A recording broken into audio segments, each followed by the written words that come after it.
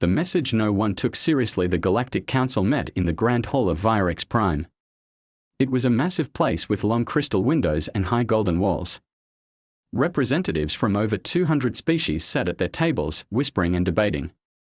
All attention was on the central platform, where a human stood alone. His name was Commander Blake.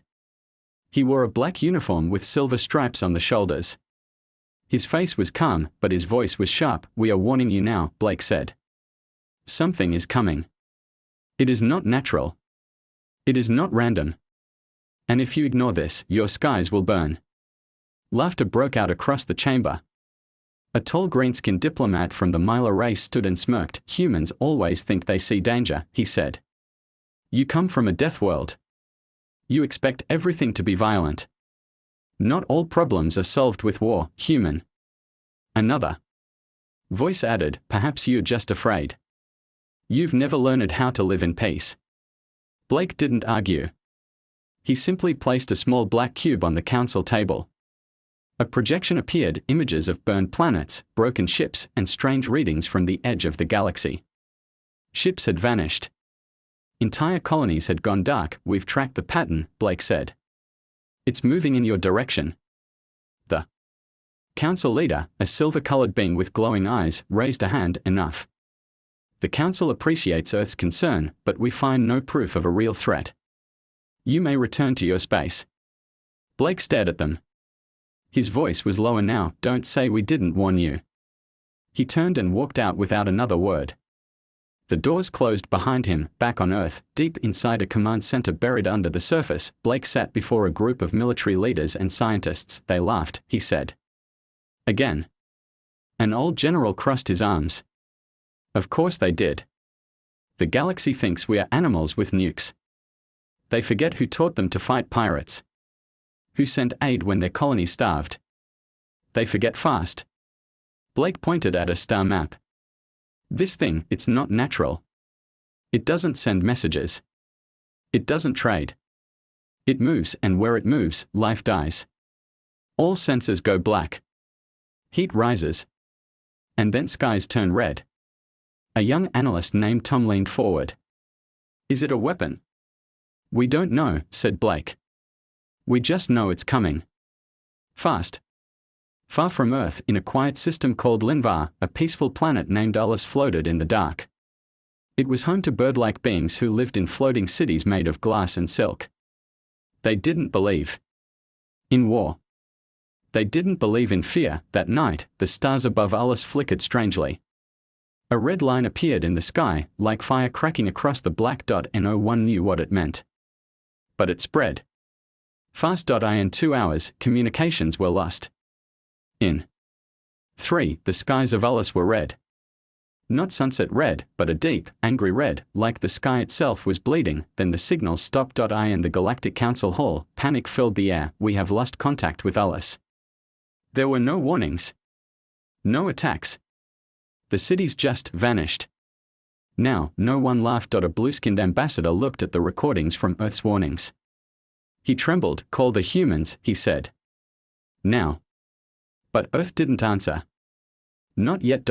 Silence from Earth. The Council tried to contact Earth for hours.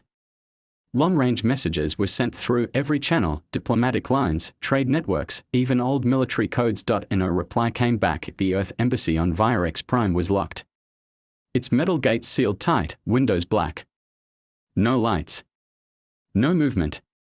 It was as if Earth had vanished, just like Ullus. Council members gathered again, this time with fear on their faces.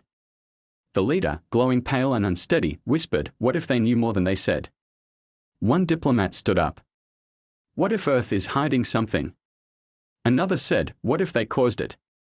The room filled with noise and shouting. Only the oldest among them, a short grey being from the Jatan people, said nothing.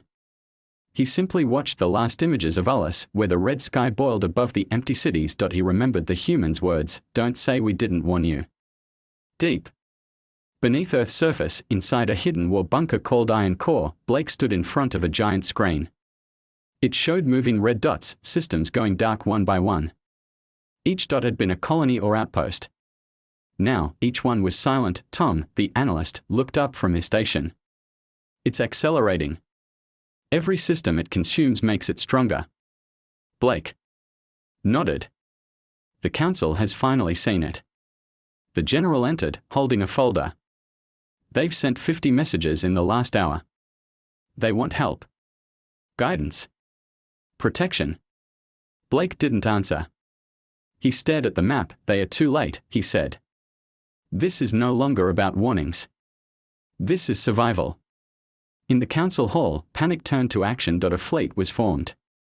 Hundreds of ships from different species gathered in the Garson system. It was the closest stronghold to the Red Zone. The fleet was grand, large ships with huge cannons, energy shields, and AI crews.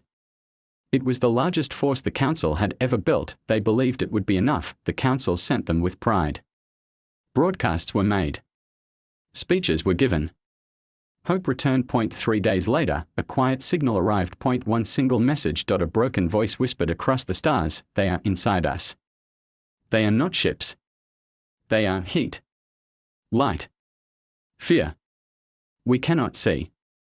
We cannot breathe. Then static. The Garson fleet was gone. Every ship gone. No survivors. No fight. Just silence and a red sky. The council called for emergency shelter plans. Evacuations began. Worlds that once felt safe were now covered in fear. Red light flickered in the skies of border planets. Some called it a sickness. Others called it a ghost, but one thing became clear to all: Earth had known, and Earth was quiet. A lone scout ship from the Hurrent species broke protocol. It entered human space without permission. It moved slowly, broadcasting peace. When it reached Mars orbit, it saw something unexpected. A ring of black warships floated in silence. They were massive, covered in armor so dark that sensors could barely scan them. Each ship was shaped like a spear, aimed outward.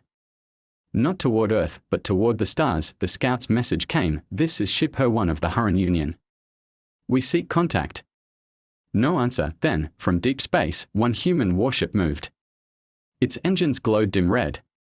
It turned toward the scout ship and sent a message. One line: the wall stands.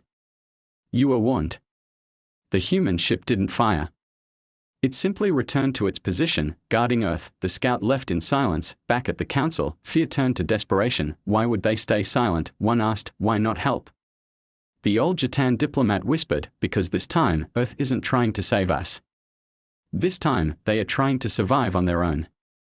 Red shadows at the edge. The darkness spread faster now. Every day, more stars went silent. One by one, planets vanished without warning. No ships escaped. No distress signals reached the council. The galaxy was being eaten alive, and no one knew how to stop it. It was not war. It was not invasion. It was something else. Something deeper. Something cold. The red sky arrived without ships or sound. First, the air turned dry. The light dimmed. And then the color, deep crimson, spread across the sky like blood leaking from the stars. Soon after, the silence came. Whole civilizations disappeared. The council, once filled with proud voices and wise minds, now sat quiet. Maps of the galaxy glowed red at the edges. The safe zones were shrinking. Their fleets had failed. Their weapons did nothing. Their leaders had no answers. Now, only Earth remained untouched. The same Earth that warned them. The same Earth that now stood alone, surrounded by black ships that did not move, did not speak. Back on Earth, in the Iron Core, Blake walked into the war room. The general looked up. 6 more systems lost. They are closing in. Blake stared at the center of the table. A 3D map showed all remaining safe worlds, all of them clustered around Earth like frightened animals. Any contact from the council? Blake asked. Tom nodded. They are begging us to speak. Some offer resources. Others offer surrender. Some just cry. Blake gave a slow breath. Prepare a reply, he said. Just one. Across the galaxy, a message appeared. No sound. Just text to Earth. Does not forget. We warned you. Now stay away. Some took it as anger. Others as a final goodbye, but a few, those who had studied humans, understood. Earth wasn't trying to be cruel. They were preparing for war. In a dark system near the Red Zone, a small planet called Traskar still had life. The people there short armored beings called the Dren had been fierce traders and builders. But now, they were afraid, their skies had started to flicker red. Their sensors caught strange heat signatures moving closer. Their leaders had no answers. In panic, they sent a ship toward Earth. A small craft, barely armed, carrying a young Dren diplomat named Kale. He had never met a human. He only knew the stories of Earth's anger, of Earth's mercy, of Earth's warnings. Kale's ship entered human space. He was not shot. He was not stopped. Instead, a voice spoke into his ship's speakers. Approach slowly. Shut down all weapons. You will not be harmed. Kale obeyed. His ship was guided to a large black station orbiting Jupiter. It had no name, no lights, no signs, just silence. As Kale stepped out, he was greeted by two humans in dark armor. Their faces were calm but unreadable. Their weapons were silent, but ready. You came alone, one of them said. Kale nodded. My people are dying. I was told humans once helped others. I beg you help us now.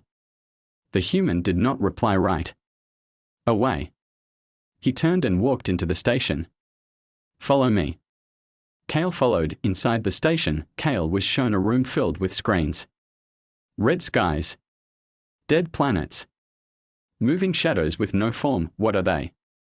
Kale asked. The human turned to him. Earth's final plan. Kale followed the human through long metal corridors. The air smelled of oil and heat. The walls were lined with machines that hummed quietly, waiting, watching. The human finally stopped before a giant steel door. With a wave of his hand, it slid open. Inside was a massive chamber. In the center stood a sleek black vessel, long, sharp, and unlike anything Kale had ever seen. It pulsed with red and white lights. Around it, engineers worked in silence, wearing dark uniforms. They did not speak. Their eyes were focused. What is that? Kale asked in a whisper. The human turned to him. That, he said, is the Ashbringer. Earth's answer to the red skies. Kale took a step closer. What does it do? The human's voice grew serious. It carries a new kind of weapon. Not built to destroy ships. Not made to fight armies. It was made for what's coming. Kale looked confused. How do you fight something you can't touch? You don't, the human said. You erase it. Back in the council hall, the panic had changed. Now it was desperation. The red skies had reached 3 more systems. Refugees flooded into the last few safe zones. Supplies were running low. Ships were breaking down. Leaders argued. Some screamed. Some wept. One ambassador finally stood and shouted, "We must go to Earth. Beg for help." Another replied, "They won't listen. We mocked them. We laughed at their warnings." A third said, "Then we must prove we are sorry. Even if we have to kneel." The vote passed. A peace fleet was formed. 20 ships were sent toward Earth. Blake stood in Iron Core, watching the peace fleet approach. He didn't speak until the ships reached Neptune's orbit. "They are here," Tom said. "They carry no weapons." "Doesn't matter," the general muttered. "They'll still bring weakness." Blake raised a hand. "Let them in." The ships were escorted to a cold space dock above Earth's moon. The ambassadors were brought into a steel room. No golden walls. No warm light. Just cold steel and silence. Blake entered last. They rose to greet him, but he didn't return the gesture. "We come in peace," one said. "We were wrong," said another. "Earth tried to help us and we failed to listen." Blake looked at them without emotion. "And now you want to hide behind us?" There was a long silence. Then, one soft voice spoke. "Yes." Blake didn't smile. He didn't shout. He simply nodded. "Then listen now. There are rules. If you stay here, you follow Earth's orders. No councils. No debates. You obey." All of them agreed. They had no choice. Down in the labs, the Ashbringer was nearly ready. Engineers worked day and night. The ship was powered by something new, something Earth never shared. It had no name. Only numbers. A weapon of last resort. Tom watched the final tests from a screen. He turned to Blake. "Do you think it will work?" Blake didn't answer right away, then he said, "It has to." Outside Earth's orbit, more of the red sky began to show. The edges flickered like fire. Temperature readings climbed. Stars nearby. Dim. A warning flashed across every screen in Iron Core, event horizon approaching. 72 hours. Blake stood before the Council of Earth's remaining leaders. 3 days, he said. That's all we have. The Ashbringer launches tomorrow. One elder asked, "What if it fails?" Blake looked at the stars through the window, "Then we burn with the rest of them." That night, as Earth turned slowly in the darkness of space, every human city dimmed its lights. Ships moved into final position. Families gathered underground. Soldiers readied weapons they might never use. In the silence, the world held its breath, and far above, in the cold, black sky, the Ashbringer powered up. Into the red, the Ashbringer hovered above Earth's orbit like a silent shadow. It looked almost alive, its black surface rippling with faint lights, its engines glowing with a cold red pulse. Inside the control chamber, Blake stood at the center, suited in black armor. Around him sat the best crew Earth had left, pilots, engineers, and tacticians. No one spoke. Every face was calm but tight with focus. On the front screen, the red zone glowed like a storm cloud. Blake pressed a button on his chair. A voice echoed. Across Earth's final fleet, "This is Commander Blake. The Ashbringer launches now. This is not a test. This is not a mission. This is the last line." The engines flared, the ship moved like lightning, silent but fast, cutting across the stars. Tom, monitoring from Iron Core, watched the ship leave orbit. He whispered to himself, "Good luck, sir." The council ambassadors, now guests under Earth's protection, stood in silence too. Some had tears in their eyes. Others just stared at the sky. They had laughed once. Now they prayed. The Ashbringer passed the last of the defense line, a massive ring of black warships holding Earth's space. Beyond that was the dark no stars no light, just red. The temperature sensors rose, crossing into the red zone. The pilot said. Blake nodded. "Activate the core." Deep inside the ship, a glowing sphere came to life. It spun slowly, pulsing with controlled energy, bright white surrounded by layers of dark matter. This was Earth's secret. The thing they had built in silence while the galaxy ignored them. A living bomb, not made to explode, made to erase. As they moved deeper, strange things began to happen. The lights inside flickered, the walls groaned, the pilot's voice shook.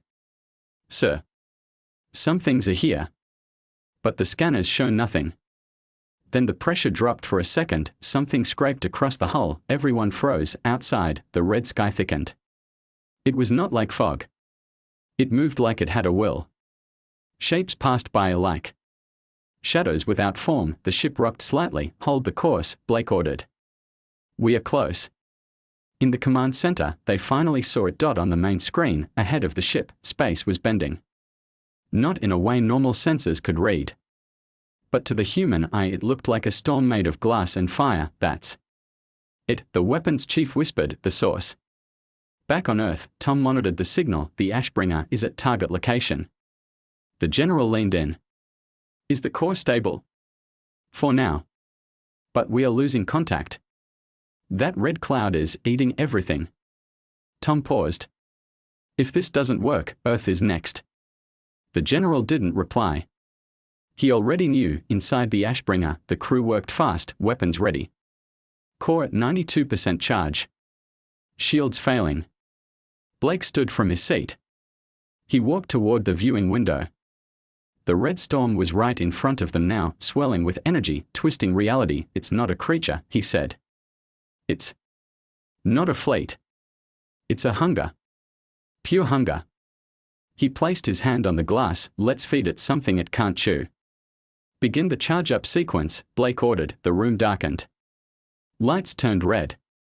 A countdown began. 90 seconds. The ship trembled. The storm pushed closer. Strange whispers filled the air. Static, broken sounds that made no sense. Some crew members clutched their heads, eyes wide. Blake gritted his teeth. "Stay focused.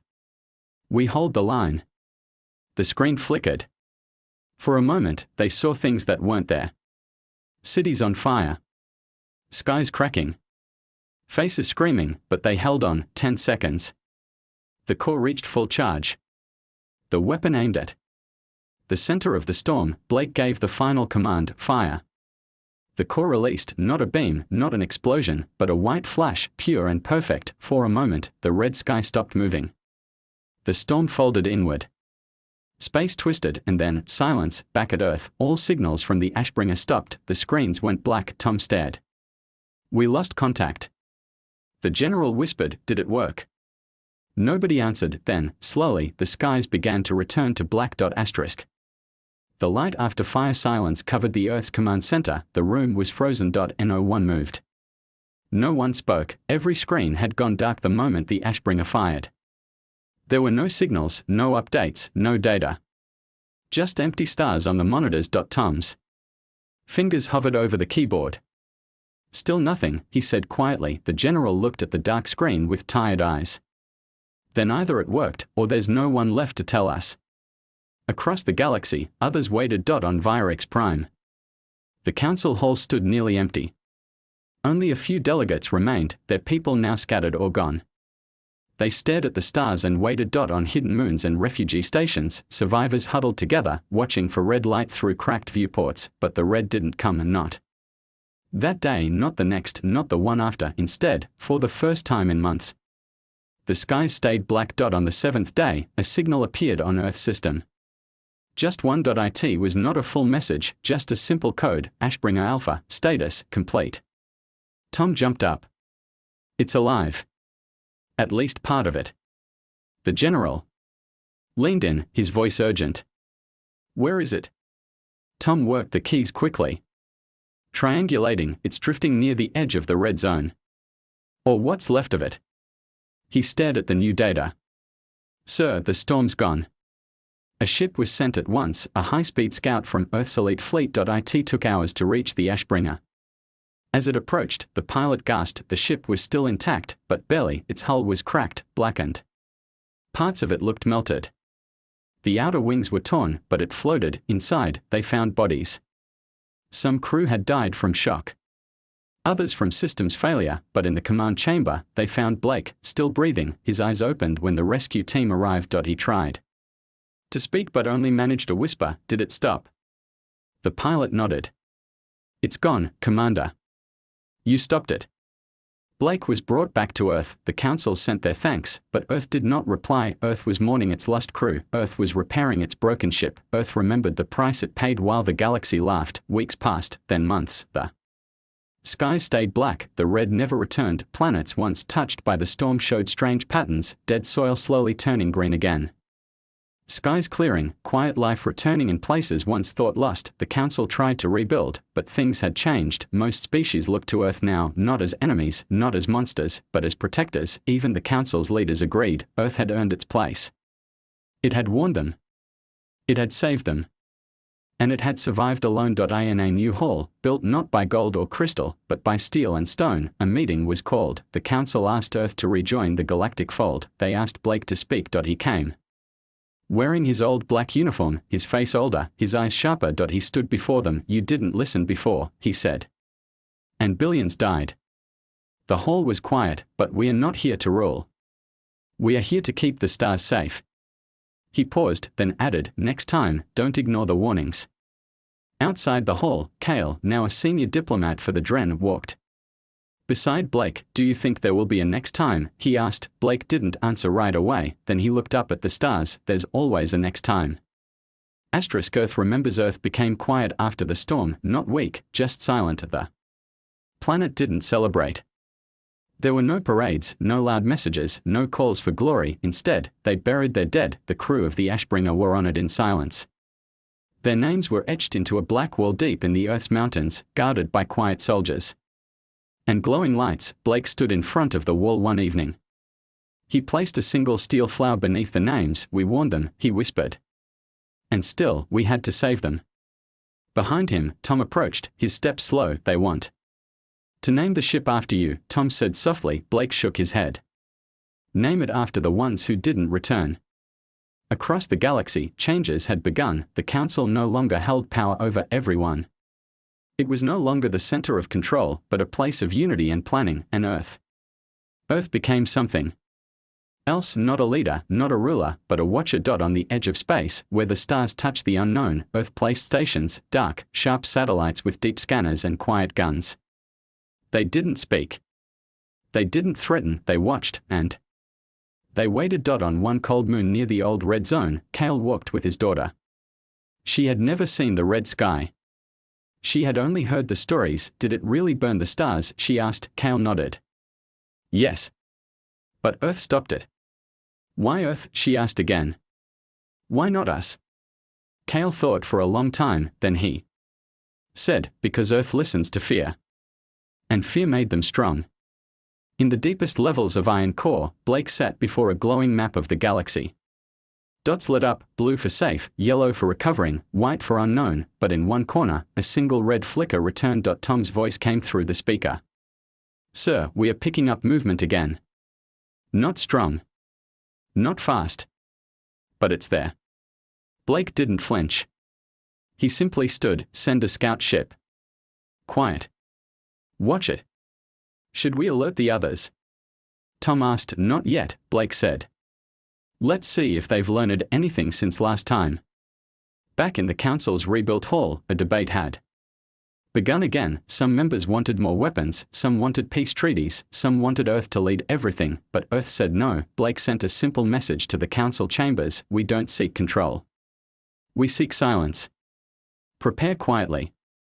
Speak less. Watch more. The message was short, but it was enough. A monument was built on Virex Prime years later.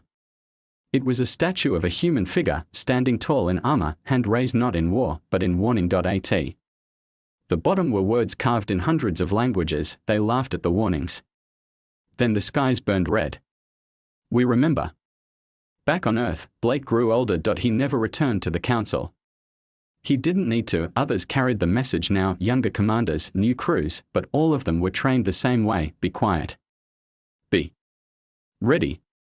Never wait for permission to survive. One evening, as the sun set behind Earth's tallest mountain, Blake stood alone and looked at the sky. It was calm, blue, clean, not a hint of red. He smiled once, just slightly, then he whispered, if you come again, we'll be waiting. And Earth watched the stars, always. Asterisk.